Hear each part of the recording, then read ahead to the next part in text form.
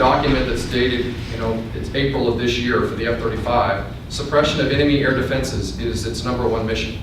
In other words, the training mission, the bulk of the training missions that those folks are doing is SEED, is what they call SEED, which means surface-to-air missiles, different assets that the enemy will have, the destruction of those assets to make the battlefield more permissible for all kinds of airplanes. It's a very important mission, but that's its primary mission. Then the next mission is deep strike, air interdiction. So way deep, that long pass to the end zone, that relative to where the friendlies are. That's its next primary mission. And then way down on the chain is close air support. Okay. I've heard there was 2 more. Those are the primary missions. There are some other secondary missions, but those are its top 3. Okay.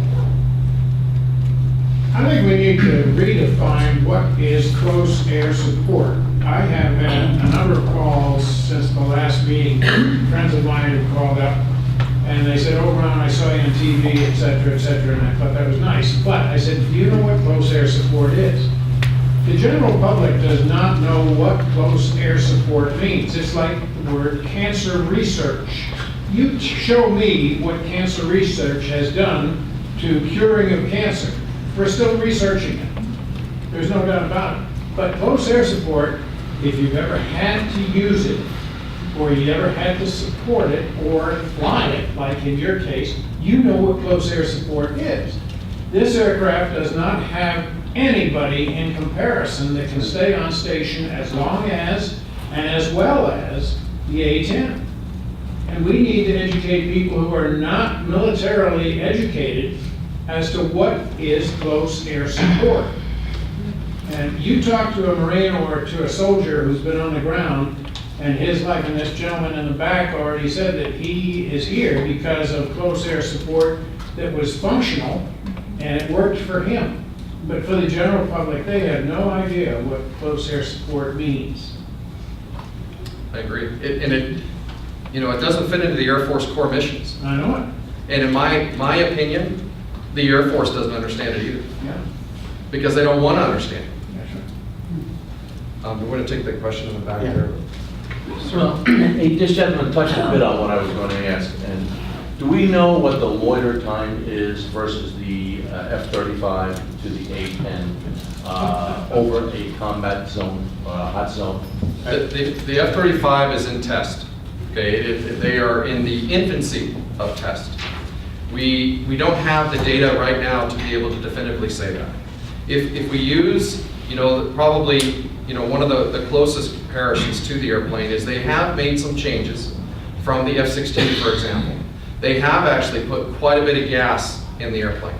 So as far as loiter capability, depending on how it's flown, which is a big part of it, depending on how it's flown, it could be close to what the A-10 loiter capability is.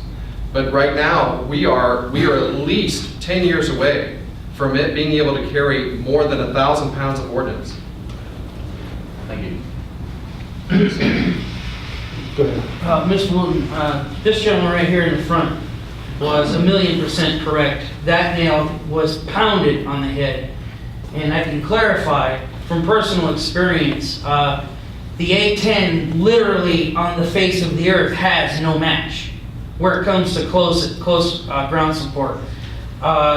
This aircraft can come within 100 yards of me and not scathe me with a single explosion, and can strafe enemies even closer. No other aircraft, because of minimum airspeed, can do this. This aircraft can spin tight little circles around the target area. No other aircraft can do that because their minimum speeds are a few hundred miles or more faster, and they have to go around like this. Right. So every few minutes they have target time. This aircraft can take target time every 10 to 20 seconds from what I've seen. Exactly. And that's why I'm alive. This thing took out targets, and why, not to be disrespectful or anything, but why are videos of this specific characteristic not being presented? That's what needs to happen. People need to see how this works. The lawmakers have seen them. They know. I know. Yeah, I know. It seems almost hopeless. They have been, in Colonel Norris knows this better than I do, but they have been briefed ad nauseum about how wonderful this airplane is and why it's absolutely critical that we keep it. Yet there's still some folks that are against doing it. Fortunately, I will tell you that at least what I saw personally at the Senate Armed Services Committee, of all the senators that were asking the questions during the posturing hearing, every single one of them was against eliminating the A-10 at this time. And it's so important. Well, Mr. Wooten, if the people in power had any brains, I don't know about your personal knowledge on this particular aircraft, but if they had any brains, the F-35 and the Raptor would have been trashed and the YF-23 would have been the winner as far as clear performance and capability. This is whining and dining. That's what this is all about. Personally, I'm sick of it, and I hope when you get into office, the whining and dining will not be in your vocabulary. I'm chief.